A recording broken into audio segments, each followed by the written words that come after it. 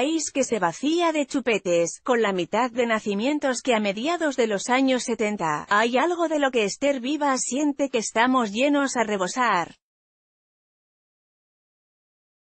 La periodista y escritora cree que hay mucho sentimiento de culpa, por parte de las mujeres, en torno a ser o no ser madres. Un reconcomio que para ella parte de un solo lugar, del cuento que se nos ha vendido a las mujeres desde el principio de la historia, el de ser madres a costa de todo. El problema es que nos han educado en un ideal de maternidad en el que precisamente se invisibiliza esta experiencia. Es el ideal de la madre perfecta donde no nos podemos equivocar y cuando lo hacemos, el grado de culpabilidad y la estigmatización es tal que todo lo que no concuerde con esta perfección se sale de la normalidad y nos daña, explica El Español. Esta reconocida feminista recalca en su libro Mamá desobediente, Capitán Swing, que o abrimos puertas para ventilarnos de esta maternidad tóxica o el plato roto lo pagarán las mismas de siempre, las mujeres. La maternidad es un proceso que debe importarnos a todos, no solo a nosotras. Hay que romper todos los mitos y silencios que se han dado hasta el momento porque se nos va la vida en ello, comenta. Según su visión, esa ruptura pasa por un solo lugar, el de la mirada feminista. No hay una maternidad única, pero sí modelos impuestos que supeditan la experiencia materna a los dictados impuestos por el patriarcado. Ser madre no debería significar criar en solitario, quedarse encerrada en casa o renunciar a otros ámbitos de nuestra vida. Y ser feminista no tendría que conllevar un menosprecio o una indiferencia respecto al hecho de ser mamá. ¿Por qué tenemos que escoger entre una maternidad patriarcal sacrificada o una maternidad neoliberal subordinada al mercado? La falsa violación de un jornalero a su amante jornalera lesbiana entre los Naranjos de Sevilla. Eduardo del Campo. La aventura de un padre de familia que acabó en la audiencia provincial denunciado por despecho por su amante al sentirse abandonada. Enlaces patrocinados, enlaces patrocinados, enlaces promovidos. Europa Press. La respuesta a su pregunta es clara y cristalina. Se trata de pensar en una maternidad feminista, apelando a una maternidad desobediente a la establecida por el sistema. Se trata de valorar y visibilizar la importancia del embarazo, el parto, la lactancia y la crianza en la reproducción humana y social, y reivindicar la maternidad como responsabilidad colectiva en el marco de un proyecto emancipador. No se trata ni de idealizarla ni de esencializarla, sino de reconocer su contribución histórica, social, económica y política. Una vez las mujeres hemos acabado con la maternidad como destino, toca poder elegir cómo queremos vivir esta experiencia. Para llegar a esa maternidad libre se necesita haber cambiado como sociedad. Así es. El problema es que la maternidad se enfoca desde lo individual. Cuando nuestras decisiones vienen determinadas por el contexto en el que ejercemos la maternidad y ese contexto es socioeconómico, ambiental y hostil a la vida y la fertilidad, sucede que como madres no hacemos tanto lo que queremos sino que hacemos lo que podemos. Este es un marco que dificulta ejercer la crianza y el cuidado y lo convierte todo en difícil a más no poder. El romanticismo con el que se nos ha vendido desde siempre la maternidad hace que la misma se viva de forma extenuante y contradictoria. La sociedad está organizada alrededor de la hipocresía y la culpa y nos plantea un ideal materno imposible de asumir. El problema no es nuestro, es del ideal con el que nos carga a las madres. Nos venden el cuento de la maternidad edulcorada y perfecta cuando en realidad se trata de ser libres e imperfectas sin complejo alguno, ser madres o ser libres. El reto es difícil. ¿Pero posible? Lo tiene que ser porque sin criaturas no tenemos futuro. La tasa de natalidad disminuye cada año. En España la media de las mujeres de la primera maternidad es a los 32 años, lo que dificulta un segundo embarazo. Hay un gran decalaje entre el número de hijos que se quiere tener, que es entre 2 o más, pero en realidad acaba siendo de 1. La maternidad debería de ser una cuestión política. Si no se apoya la maternidad y la crianza, el problema no lo tenemos las madres. El problema lo tenemos todos. Ser madres es un derecho, no un privilegio o una quimera. La respuesta no está en promover la maternidad, sino en cambiar los condicionantes sociales. Esto implica acabar con las desigualdades, trabajo digno, conciliación, poder pagar la vivienda. La maternidad en todas sus formas está menospreciada y sin embargo se recurre a ella como la salvadora de la sociedad. Las mujeres son madres en las diferentes formas, natural, adoptiva y madrastra, siempre dándolo todo, y gratis. La maternidad se tiene que nombrar en plural. Hay tantas experiencias como madres y en función de cada hijo y de su momento vital. Además, es importante señalar que ser madre va más allá de la biología. Hay que hablar de las madres afines, porque estas son formas de ejercer la maternidad. Hay que dejar de hablar de una única maternidad. Cada vivencia depende del contexto social, las capacidades económicas, la mochila personal. Todo esto influye de un modo u otro en cómo vivimos la maternidad. No hay modelos universales. Es el equilibrio mental, entre la tensión interna y las contradicciones, el mayor enemigo a batir, independientemente del tipo de madre que se sea. Nos han vendido arquetipos de maternidad en los que hay que encajar. Desde el ángel del hogar a la superwoman. Y eso solo es útil para quien lo ha generado, el patriarcado que menosprecia la experiencia materna. No nos preguntan cómo queremos vivir dicha etapa. Por eso es importante desobedecer, porque de no ser así solo genera culpa y malestar. El problema de reducir la feminidad a la maternidad. La autora de Mamá desobediente ha escrito su texto mojándose, enfrentándose a su propio yo y siendo virtuosa. Sería imposible escribir un libro honesto sobre la maternidad sin ser madre, defiende. Vivas tuvo su primer hijo, Martí, a los 39 años. Una edad también estigmatizada, dice. Tras 5 años de intentos varios y cuando ya casi no se lo esperaba, la vida le dijo sí y logró quedarse embarazada. Yo tuve suerte y al final pude conseguirlo. Recién cumplidos los 34, mi pareja y yo pensamos que por qué no tener una criatura y fuimos en su búsqueda, relata la escritora. Fue un camino que la periodista describe como nada fácil. La travesía le duró un lustro de tratamientos que acabaron en una fecundación in vitro que, además del desembolso económico, le supuso sentir miedo y dolor.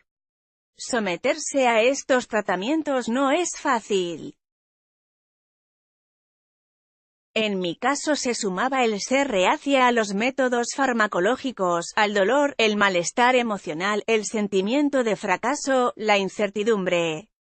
Por no mencionar la pérdida de control sobre el propio cuerpo y la hipermedicación de estas técnicas, así como la contradicción de ser partícipe del negocio de la infertilidad. Hablar de ello nos ayudaría a destaparlos, a romper con el estigma y a no sentirnos solas, reconoce la periodista. pingüe negocio, el de la infertilidad, que se nutre de causas tan sencillas como la de postergar la maternidad por las nulas políticas de apoyo a la misma y a la no corresponsabilidad. Tanto es así que, si en 1985 la edad media para ser madre era de 26 años, ahora la cifra llega a los 32 años. Y es más, se calcula que solo un 2% de las mujeres no pueden tener hijos por motivos biológicos o que solo un 5% no quiere ser madre y mantiene esa decisión a lo largo de su vida. Somos uno de los países de la Unión Europea con la mayor distancia entre el número de hijos e hijas que se tienen y el que se desea. De hecho, un 47% de las mujeres con datos de 2017 querría tener al menos 2 criaturas y un 26% 3 o más cuando la media se sitúa en 1,31, señala la escritora. Y cuando se habla de infertilidad, la cosa no afecta solo a las mujeres. Vivas también apela a destapar otro tabú. Hay una alta tasa de infertilidad masculina y eso en una sociedad occidental y patriarcal como la nuestra se esconde. Muchos hombres que la padecen se niegan a reconocerlo incluso en la misma consulta médica. Tanto es así que los especialistas empiezan tratando a la mujer cuando en realidad el problema lo tienen ellos, recalca. La soledad de las madres de bebés que no nacen pero vivas no solo mete el dedo en este ojo. También reclama hablar de otro tabú de 2 palabras que unidas derivan en lágrimas y que a ella y a su pareja les vaciaron por dentro con su segundo embarazo. Se trata de la pérdida gestacional. O lo que es lo mismo, el drama de los bebés que mueren antes de nacer. Según diversas fuentes, en España esta cifra llega a ser de 4,4 muertes perinatales por cada 1000 partos. Tuve un aborto debido a una malformación de la criatura incompatible con la vida. Y este es otro gran tabú, el de sufrir una pérdida. Porque formalmente significa el fracaso de la maternidad. Y, además, como nadie salvo tú lo ha sentido, lo ha conocido, es como si esa criatura no hubiese existido, como si no tuvieras derecho a llorarlo, como si el duelo no fuese posible, recuerda. Por eso mismo esta catalana reclama que se empiecen a reconocer a estos no natos y que las madres sean tratadas como lo que son, madres. Que puedan acceder al cuerpo de sus bebés y así lo desean, verlas, lo cual ayuda a enfrentar el duelo. A menudo se trata de un dolor que se inhibe, se prohíbe, se niega debido a las jerarquías mismas de la pérdida y unas reglas del duelo que establecen qué duelos son aceptables y cuáles no. La vida que puede ser llorada y la que no, dándose una privación de derechos en los casos de las madres y padres de bebés no nacidos. ¿Cuáles son las señas de la maternidad en un mundo patriarcal y capitalista? A lo largo de la historia se ha identificado la feminidad con la maternidad. O eres madre o no eres nada. El sistema patriarcal y capitalista ha venido relegando a las mujeres como madres a lo privado, a las casas. Nos ha dejado en la tarea invisible del hogar. Ha infravalorado nuestro trabajo y consolidado las desigualdades de género. Como mujeres no teníamos otra opción que parir porque así lo dictaban la biología, el deber social y la religión. Hay un argumento, el del destino biológico, que ha servido para ocultar la ingente cantidad de trabajo reproductivo que llevamos a cabo las mujeres. El patriarcado redujo la feminidad a la maternidad y a la mujer a la condición de madre. Este determinismo se ha acabado gracias al activismo feminista de los años 60 y 70, con el que se luchó por que la maternidad fuese una elección libre y no una obligación. Un cambio que también provoca la resocialización de la crianza y la maternidad junto a la implicación de los padres, así es. Ambos conceptos tienen que ser resocializadas. No pueden seguir siendo tratados desde el ámbito de lo particular y lo familiar. Si se continúa con esa educación, todo seguirá quedando en nuestras manos. Hay que naturalizar la maternidad y explicar que no es una responsabilidad exclusiva de las madres sino también de los padres y de toda la sociedad. Mientras no valoremos el cuidado se seguirán planteando dificultades a la hora de compartir y socializar este cuidado. Se tienen que llevar a cabo medidas que permitan esta corresponsabilidad y señalar que la maternidad es responsabilidad de todos y todas. Lo del instinto maternal ha sido otra de las estrategias para tenernos bien atadas. Cuando hablamos de instinto nos olvidamos que es una construcción cultural. No es algo que tengamos por naturaleza. El patriarcado se encargó de dejar bien claro aquello de que la mujer es cuidadora por naturaleza y que llevamos en él nuestro deseo de ser madres.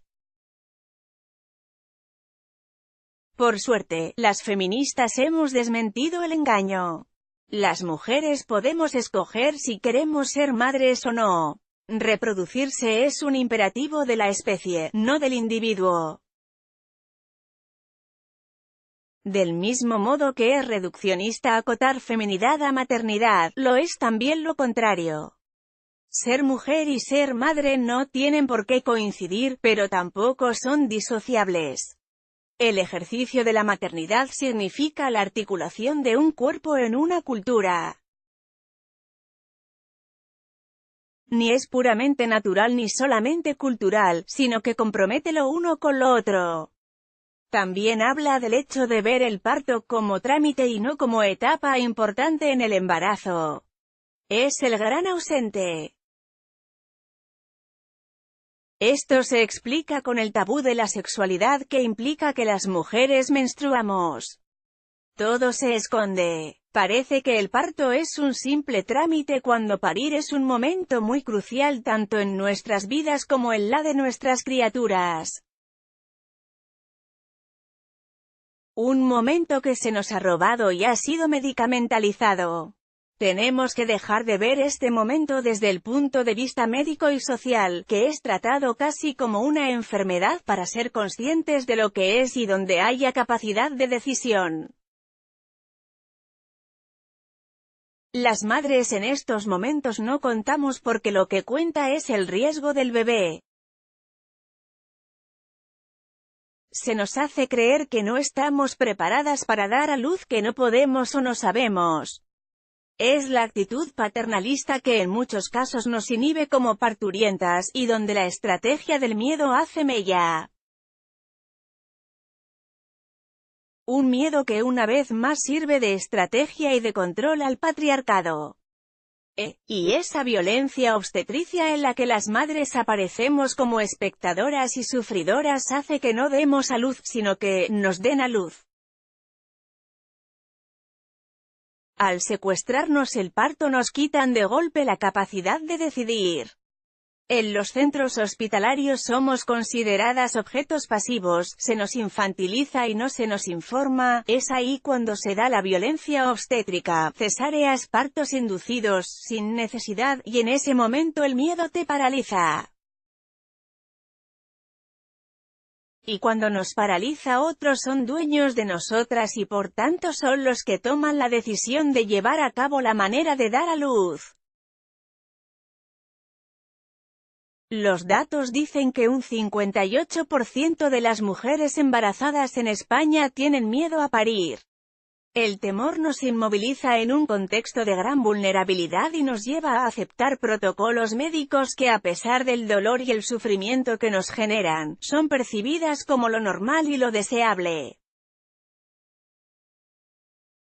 Con todo lo que ahora sabe y siente, volvería a repetir la misma maternidad que ha vivido. Mi experiencia me ha reafirmado en el feminismo y me ha hecho ver que las madres lo tenemos todo en contra. Si ahora volviese a serlo, estoy segura que sería diferente a las otras veces. Lo que sí tengo claro es que hay que desobedecer a la maternidad patriarcal por encima de todo y plantear una mirada cítrica a la misma. Hay que sacar la maternidad del armario porque es la mejor manera de tener un hijo o una hija. Y lo del dicho de que tener una criatura te cambia la vida. Ser madre te hace pasar por unas experiencias que, sin duda, como cualquier otra experiencia, te cambia por dentro. Vaya por delante que ser mujer no ha de ser sinónimo de madre. Punto. Pero respondiendo a tu pregunta te digo que para mí es una experiencia fundamental porque no solo ha condicionado mi presente sino también y más importante mi futuro porque implica cuidar y sostener a alguien y en este sentido esto está claro que te cambia la vida para siempre.